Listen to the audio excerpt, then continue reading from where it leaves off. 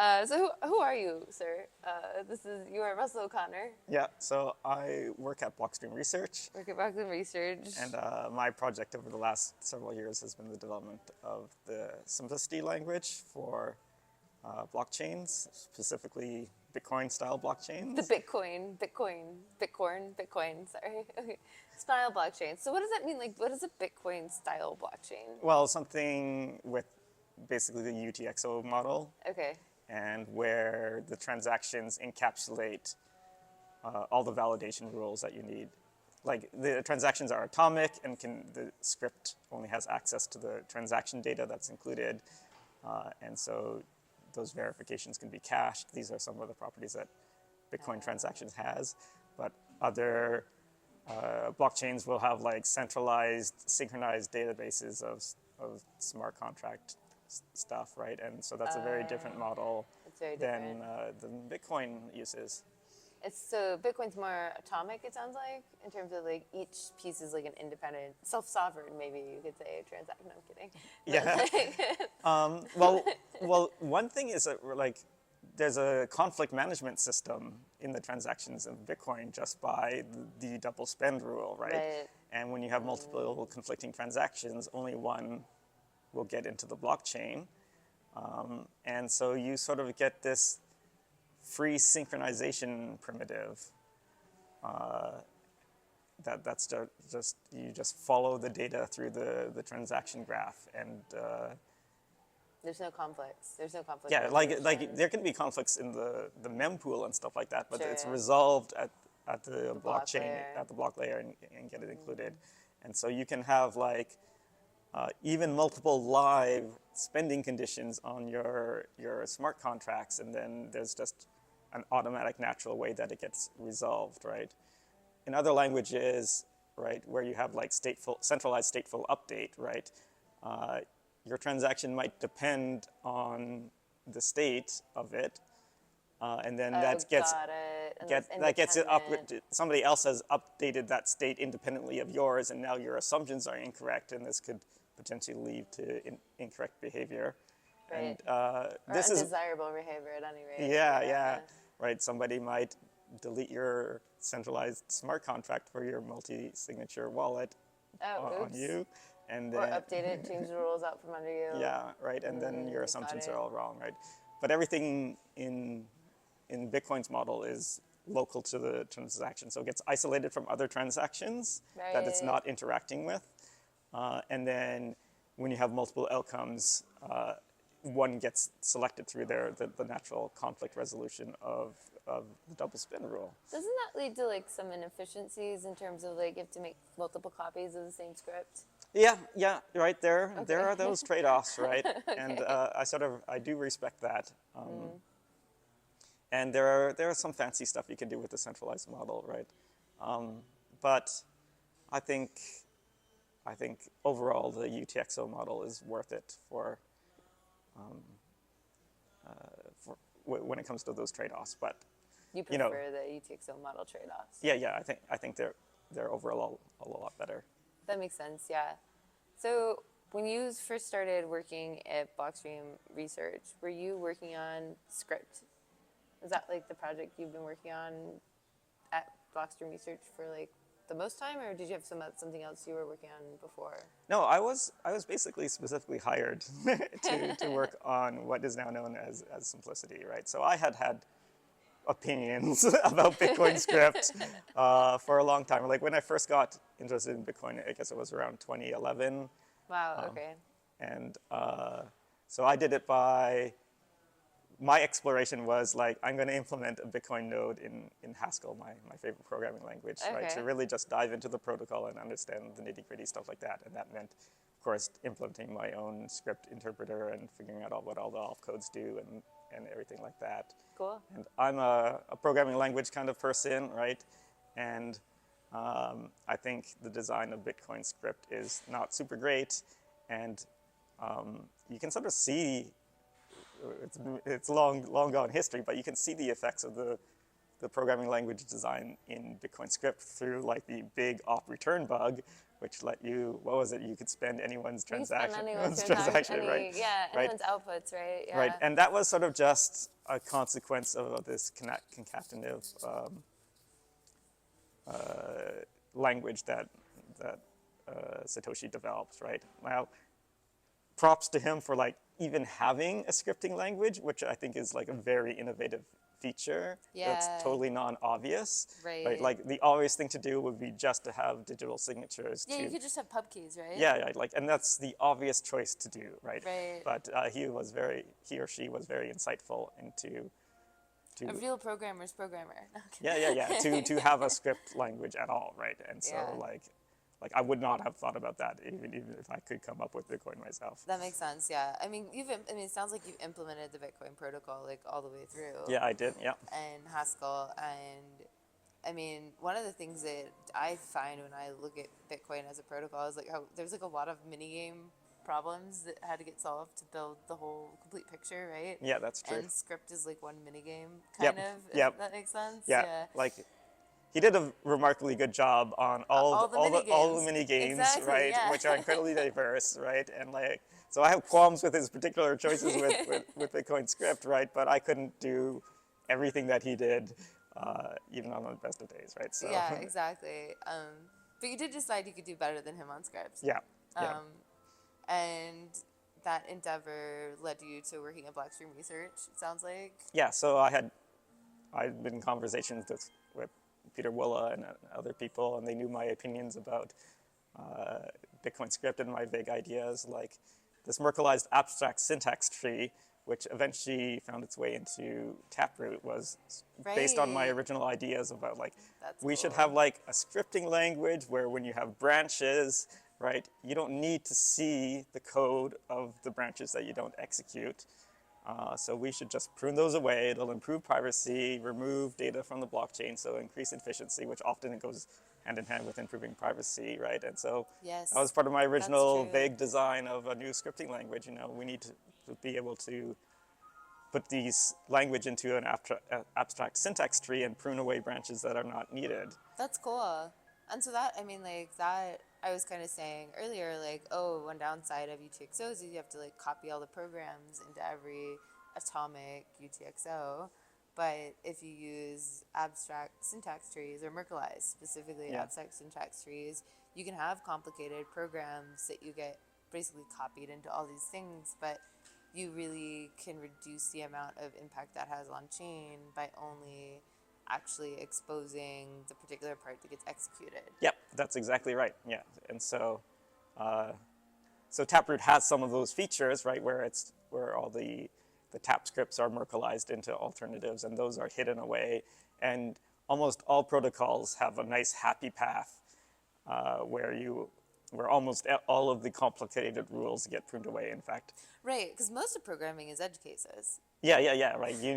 Right. You set up this adversarial judgment system, but once all the participants know that they're not going to get around this adversarial, they're going to be enforced on. Everyone is then incentivized to, well, let's just, co-sign everything in the case of Taproot and do a music key spend, right? And because we're not going to gain anything by trying to defect because we're just going to lose that game. We'll all pay lower fees. We'll all have more privacy and stuff like that. So everyone wins by cooperating. Yeah, because you're able to have the rules for where everyone doesn't cooperate. Yeah. And I think a lot of smart contracts is some sort of multi-party protocol of some kind where Around value, right? Like Yeah. Who ends up with the value? where all the participants probably can, if they're available, just do a joint music signature, right? And you never even have to expose the anything about the smart contract on chain. That's hidden, yeah. Yeah. I mean, that's like, so that, I mean, what you've just described is like a core understanding of the architecture of Taproot scripts and keysigs, right? Basically. Are you listed on the Taproot BIPs as an author? Like, Oh no! I'm probably referenced in Okay. the bottom about the this is Merkle like a tree. core contribution to how these Yeah, things no. get architected. That's I would cool. have to go through. I'm not an author of the BIP definitely because Got I it, didn't do okay. the design. I did review it, but probably buried in the references. There's maybe my name somewhere. Cool. I mean, that's cool to know, though. So you have this core idea about Merkle's abstracts and tracks trees, Yep. and everyone participates. You can key sign. People don't participate. You can use script to resolve who gets it, um, and that came from the work that you're doing on another Well, project. just to be clear, that happy spending path of everyone signing, that was not my idea. Okay, I got think it. that was somebody else's idea. Cool. Right. But okay, so we've got these Merkleized abstract syntax trees, and that comes from research you're doing for another project, right? Like that wasn't, you weren't looking into that specifically for Taproot. It was an idea you had prior. Yes, that's right. So I had floated those ideas around, you know, even before 2012, right? Wow, okay. But I didn't really have an opportunity to like go heads down and work out these ideas. Like the idea was just very vague at the time, right? And I wasn't funded to like spend all Spend all your time my on it. research time working on this problem, right? Until I ended up working for Blockstream, and then I could go really heads down and like take these vague ideas about pruning code paths that are unused and turn it into an actual, real piece of software. And that piece of software is Is simplicity. Simplicity. Cool. Yep. And so what is Simplicity? So Simplicity is a sort of a functional programming-like language using higher order combinators to take very primitive operations, which you can sort of think of like your basic opcodes in Bitcoin script, and you use these 9 combinators to like take those basic operations and combine them in various ways, and you sort of get a language that is sort of like an assembly-like language, very low level, that is suitable for execution on blockchain, right? What I think makes blockchain programming different from regular programming that people might not appreciate is like, these programs are executed once in effect, right? Yes. You assemble it together, it gets spent in a transaction, right? Only one code path is executed, right? And that's it, right? Normally, we write programs for like to be run many times, right? Right. We're trying to automate a task, and we're going to Right. run it again and again on multiple inputs, right? Interesting. But that's Yeah. not what we're doing with blockchain programming languages. And Different task, totally. yeah, so that's why you can't just take, well, in my opinion, you can't just take off-the-shelf languages, programming languages, and stuff them into blockchain and get something that's Execution suitable, environments, because right, you're going to have these different trade-offs, right? We have, and also we have this interesting problem where it's sort of executed once, but every node is also executing it for validation, and they're just repeating the same computation over and over again. They're not doing different instances of it, right? And they do that because they like don't trust verify, right? It's like the independent computation Yep. across all the nodes is an integral part of the security of the network. Yeah. And another difference is that we know the answer that our script is supposed to be. It's supposed to be the transaction is valid, right? That's the only possible answer that it will get onto the blockchain, right? So we're running this program, we're executing it once, and we already know what the answer is going to be, right? This is totally different from from the type of problem that is normally solved by programming languages, right? And so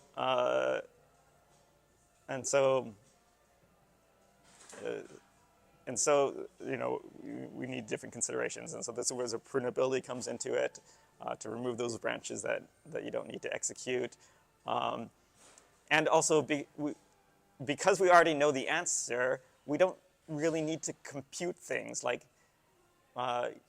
Let's take a common computing thing you want to do. You need to sort some data, right? Well, Right. we already know what the answer is because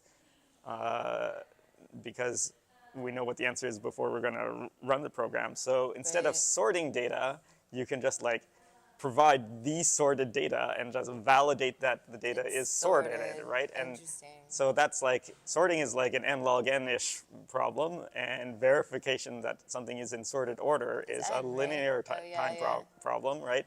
And so there's all sorts of problems that are much easier to do through validation, like even something as simple as Oh, integer interesting. division, right? Which is sort of a expensive-ish computation in Yeah. a certain sense, right? Right, compared to like multiplication, which is a very simple algorithm, right? but you can do division through multiplication. If you already know what the answer is, you just say, this is the answer this is the divisor, and you can check that that is the divisor through multiplication, which is Right. much faster and simpler to implement. So that's sort of like on the micro level, right? But Interesting. all these things, this sort of behavior where validation is simpler than evaluation props up, on all sizes in your program, right? That's fascinating. Yeah. So do you think simplicity is the first real attempt to take a programming language and make it validation first? Is that Like, it could be. I'm not aware of any other blockchains that have taken this approach, right? cool? They all seem to be focused on taking traditional programming languages and applying them to this Existing, and I'm not saying it doesn't work. Those things work, right? But I think it is not the right approach, and it ends up being a bit of a waste, right? And so Right. things become expensive and Right. unnecessarily so, Right. and they take up a lot of space on the blockchain. Which is not a good thing to do, right? Yeah, so it's I'm trying efficient. to avoid all of that with my design. Cool. And so you've been working on it for a long time now. Yeah, almost a little under 10 years, I A guess. little under 10 years, okay. I didn't expect it to be a 10-year project when I started. But would you say that it's so Simplicity is kind of at a point now where it's launching on Liquid as we speak, Yeah, which is exciting. yeah, that's really good. So I'm hoping to launch this interview around the time that it goes live, so people will ever be able to write their own Simplicity contracts, I guess, right? For Yeah. Liquid Network. Yeah. Which means you will, for the first time maybe ever, be able to take Bitcoin in a sidechain in Liquid and lock it up to a Simplicity contract. Yep. And then unlock it using, I guess, data that proves that it's a correct program, right? Yep. Cool. So I guess if people are looking at writing Simplicity programs, what's that process like? I mean, you said it's like writing assembly. Yes. So, Okay. right. I have written a lot of raw Simplicity, and it is designed to be machine executed, right, and not designed to be Okay. person composed, right? So, Interesting. in the same way that assembly isn't, right? This is a dumb language, but is there a way you could use an LLM to help people write Simplicity stuff? Well, Or is it, I mean, it's I don't know programming languages, they're, if one there's enough level up. training data on I it for see. that process, right? So what we've been working on is a higher level language that.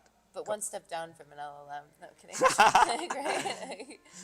So Blockstream Research has been working on Simplicity HL, formerly known as Symphony, as a high-level language that is familiar to people. It has things like modern conveniences like variable names, right? Right. No assembly language doesn't have variable names, right? The machine underlying CPU doesn't know anything about variable names. It just has offsets to memories and stuff like that, Got right? it. So, Okay. And Simplicity is similar that way? yeah, there's no variable names because they're bulky, and Take up space.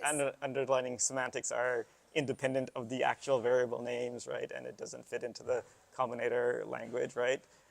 But that's not how we program, right? So, Right, that's true. so we're designing a higher level language with, variable names and sequencing of function calls in a sort of a natural way, and trying to build a little compiler that compiles down and produces a Simplicity program output, which is suitable for execution on.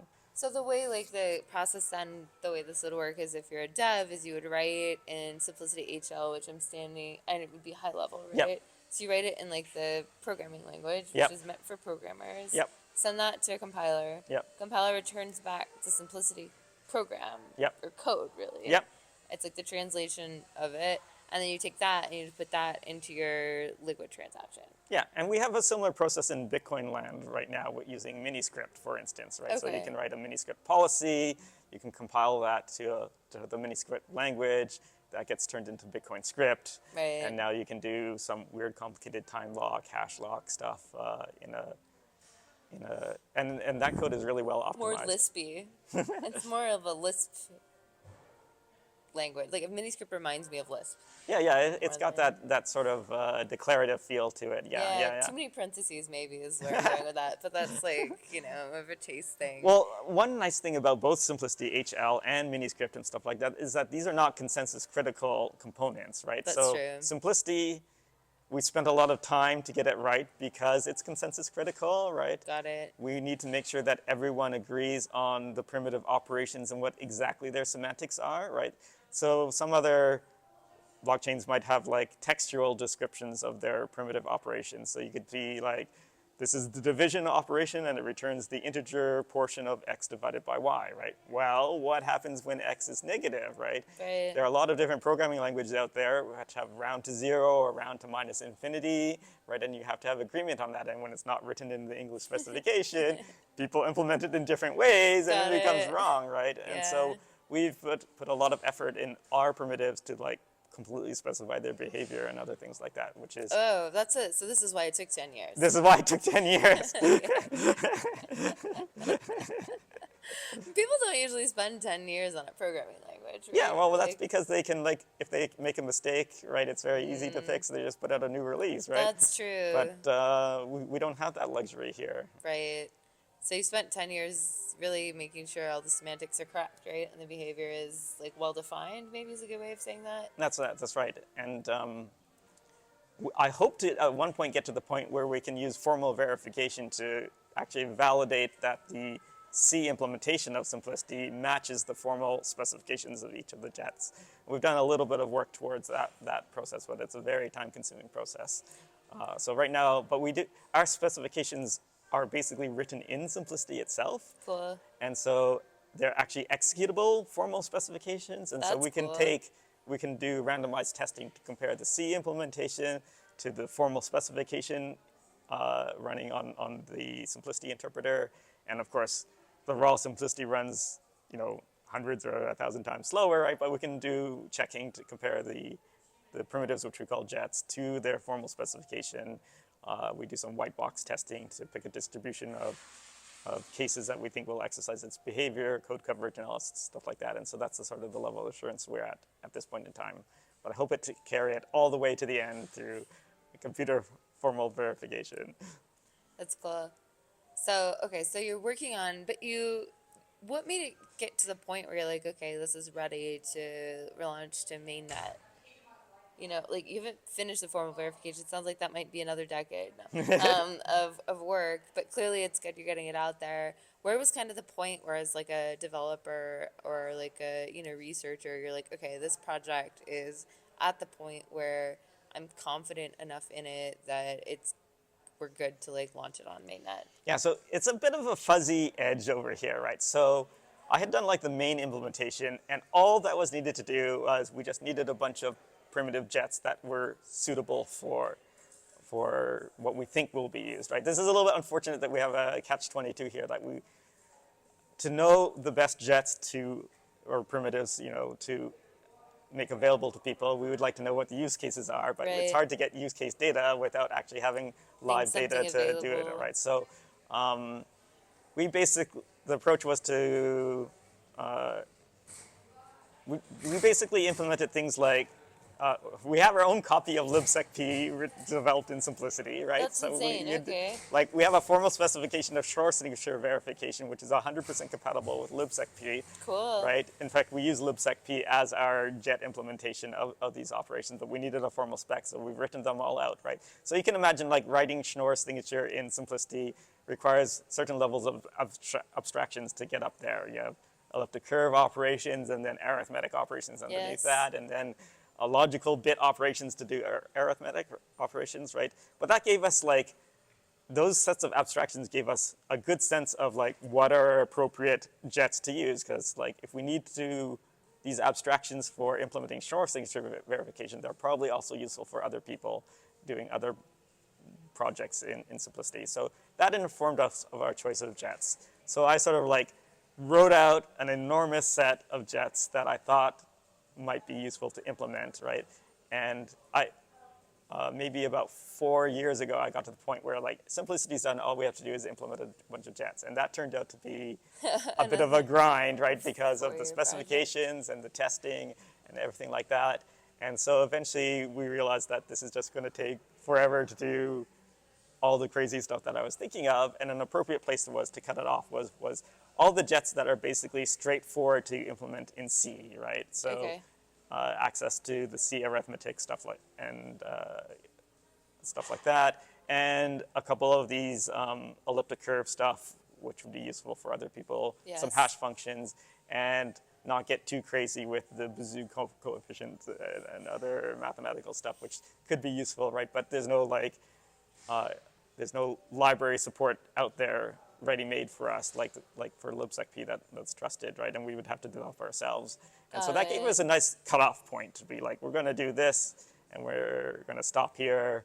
And it's an appropriate amount because this is sort of the level of abstraction that C programs are used to. That's cool. Okay. And yeah, and so that determined our cutoff point,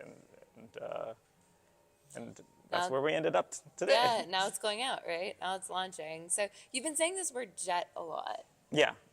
Can you help me understand what that means exactly? Yeah, that's a good question, right? So it is our basic primitive operations that are made available to you. It's very similar to Bitcoin opcodes, Okay. right? So think of it, your op mult or your op add or all these things that have been removed from Bitcoin script, Okay. right? So there are our primitive operations. And the thing that sort of makes them slightly more enhanced than just primitives and why we call them jets is because of these formal specifications that are attached to them. Okay. Right? Because normally a primitive operation is just like, Right. this is a primitive and then you have some sort of vague description of what it or does. like in the case of Bitcoin Core, there's no description or anything. There's just literally the implementation. Yeah, yeah. Right? Okay. And so you didn't do that. You like actually wrote out like, this is how this particular Yeah, like, for every jet, opcode jet, we have a simplicity program that specifies the behavior by implementing the behavior in simplicity, right?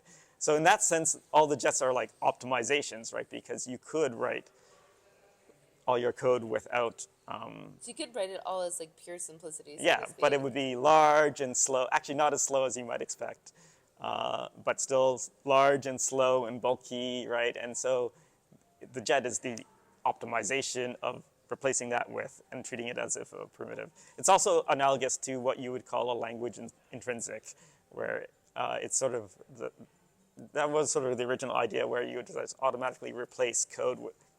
So language intrinsics is where you have this is common in Fortran, where people would like have a standard way of like implementing FFTs in Fortran, and the compiler would recognize that shape and be like, make this optimized for a fast Fourier transform, right? And so that was the original idea of like, we'll recognize these common blocks of code and then replace them with a fast implementation. But eventually that sort of evolved into the jets that we have today, which are basically primitives with formal specifications attached to them. This episode is brought to you by BTC++, the premier technical conference series for Bitcoin developers. BTC++ is not your typical Bitcoin conference. It's a world-class gathering of engineers, hackers, and builders focused on the cutting edge of Bitcoin development.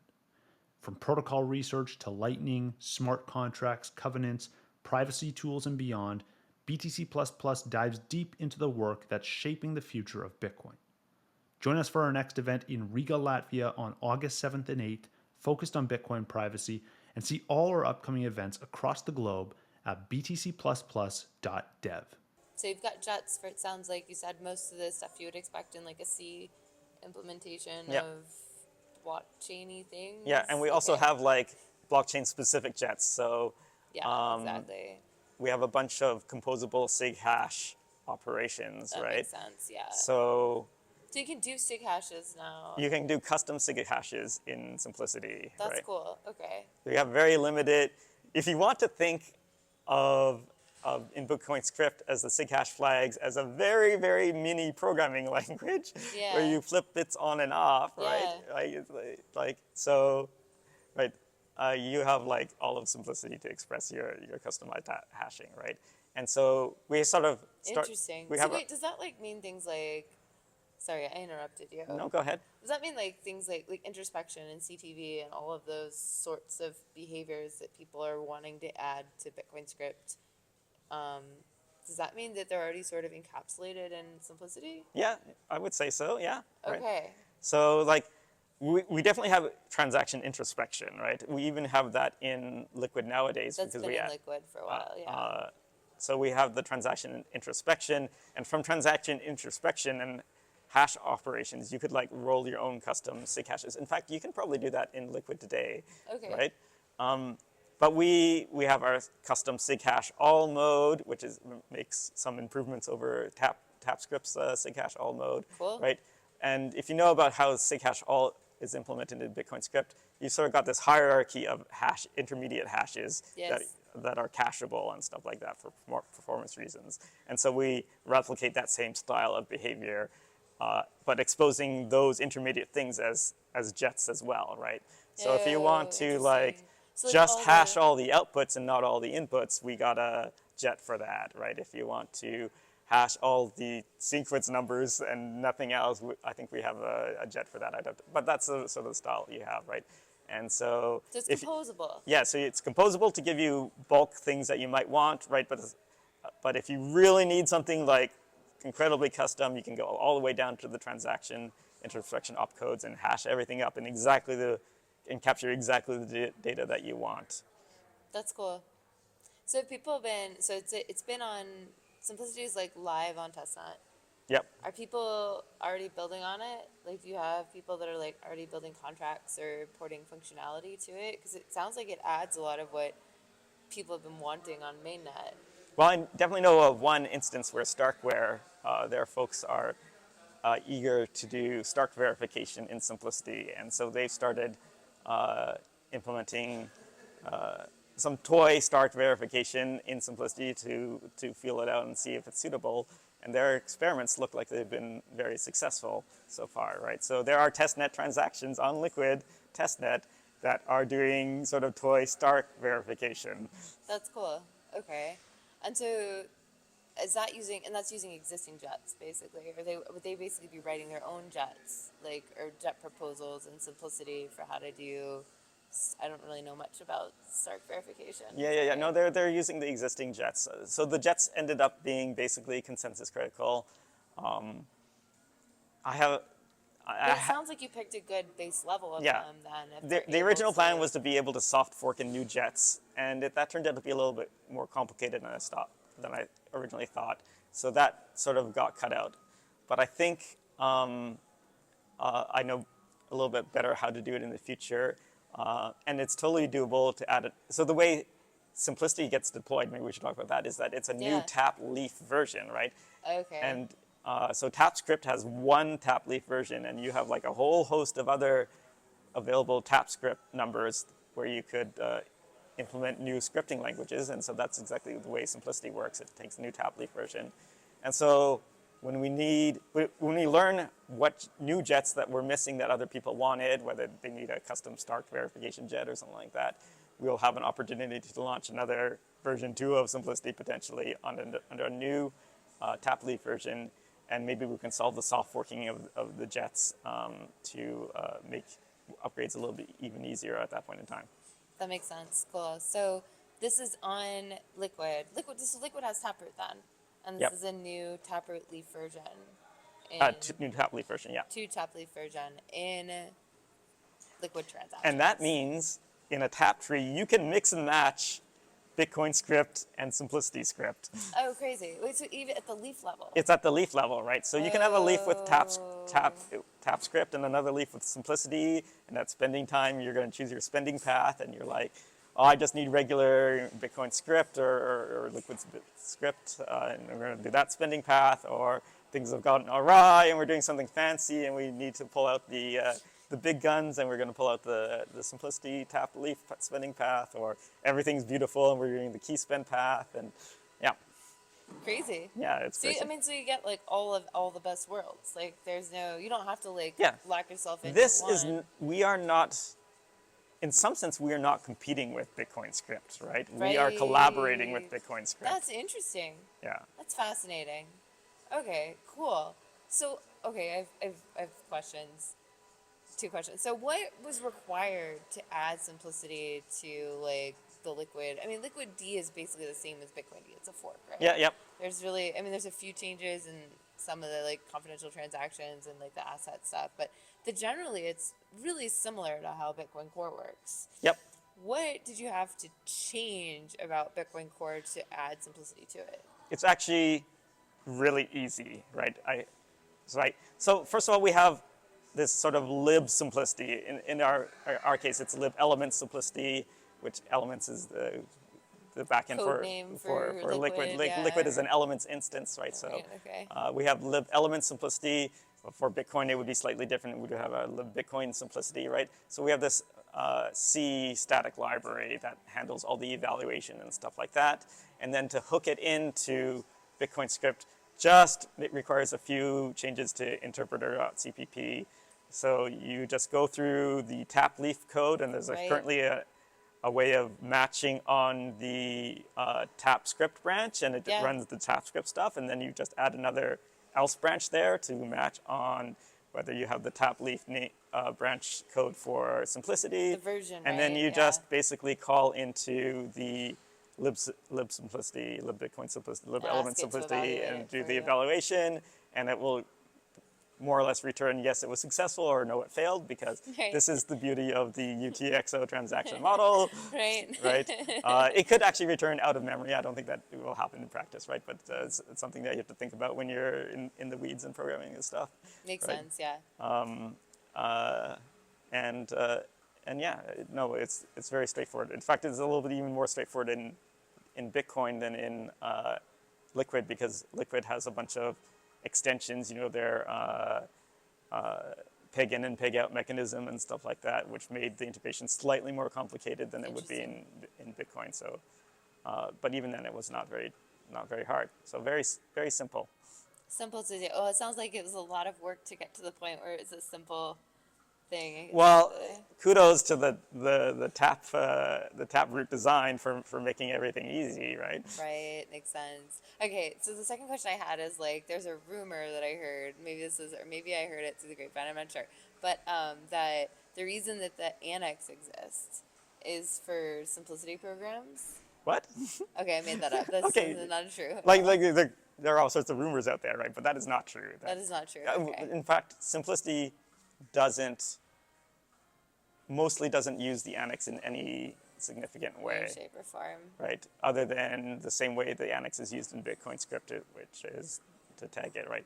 The only vaguely specific annex-ish thing that has anything to do with simplicity is that simplicity has this problem that Bitcoin script doesn't quite have, which is that we have this sort of internal sharing mechanism to do bounded loops in simplicity. Okay. Which means the execution time of programs can be exponential in the size of the program, right? Okay. Whereas Bitcoin script is basically linear time because it's just running straight through the opcodes in a straight line, right? So we have this problem where we sort of get this exponential blow up in evaluation time. And I'm not a big fan of the gas mechanism that other languages use.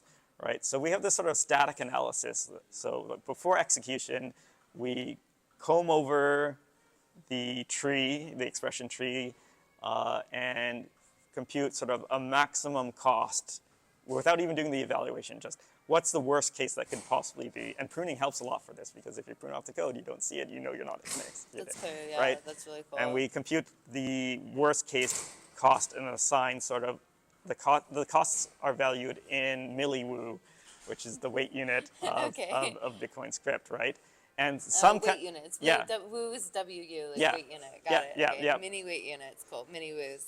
Great. I'm on board. Okay. Yeah. So Bitcoin script actually uses the same mechanism, because for each check sig verify, you need 50 Wus of weight associated with it. And normally you can get that with your pub keys and everything's fine. Right. But if you write crazy griefing programs, you can like do check sig one after another, and like do this expensive operation without paying for it through the weight mechanism, right?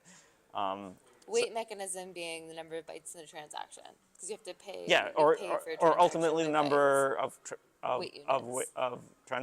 weight in a block, right? Because that's our that's Bitcoin's mechanism for rate limiting sort of things, Got right? it. Yeah, If you want to use okay. block space, you're going to have to pay the appropriate fees for it, right? Right.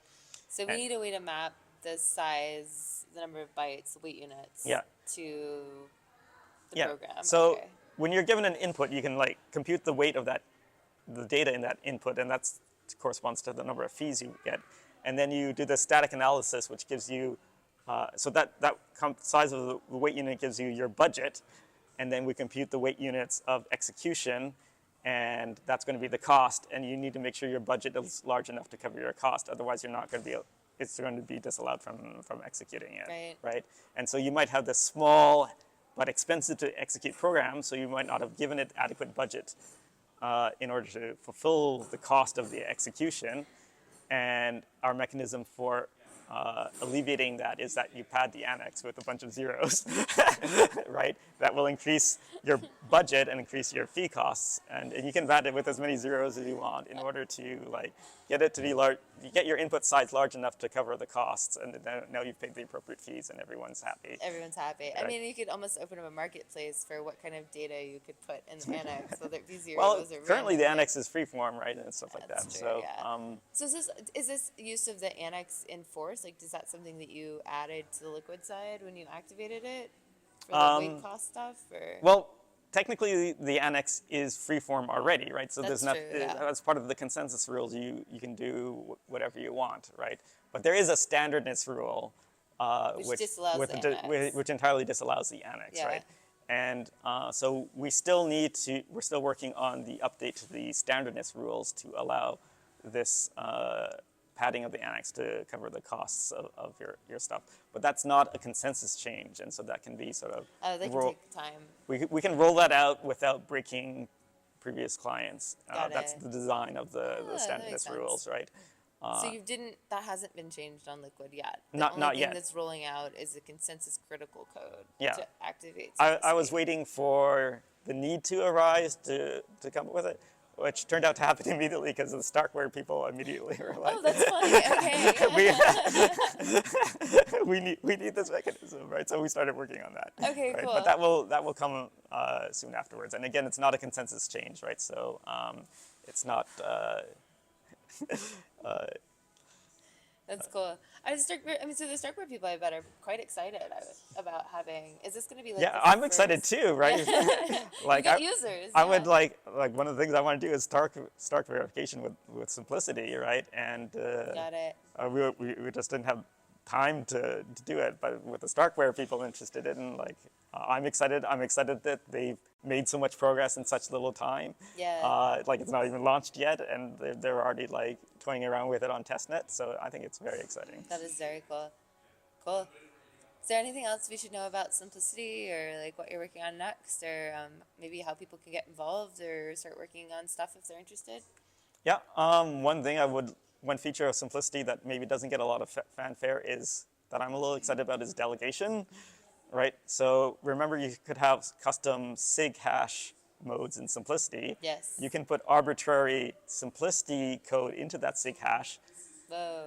And so the way it works is you write custom Simplicity code to compute a hash, but there can be side effects in those computations. One of those side effects could be requiring a signature from somebody else, right? And so this gives you a mechanism of delegation. Is like, I'm going to sign this transaction with the SIG hash mode that requires your signature to complete, right? Cool. So now I've delegated my coin to you, and now you have the ability to, I give that bit of data to you, and you have the ability to sign that. So if like, I don't know, the typical application would be, you're the CEO of some big company and you're going on vacation and you need to delegate some of your coins to your underlings in order to continue business operations, right? So that's sort of the classical example of a use case for delegation, but I'm sure there are lots of other things. And yeah, so we have hash simplicity on LibreChat, Okay. on IRC, and so Cool. we hang around out there, and so if you want to get in contact with us, that's a good place to find us. Great. Super cool. Anything else you want people to know, or like, yeah. Otherwise, it's been great. I'm so excited about Simplicity. Can't wait to try it out, and Super big congratulations for getting this big project like finally over the line. Yeah, thank you very much. It was a pleasure talking. Yeah, Phil, thanks, Russell.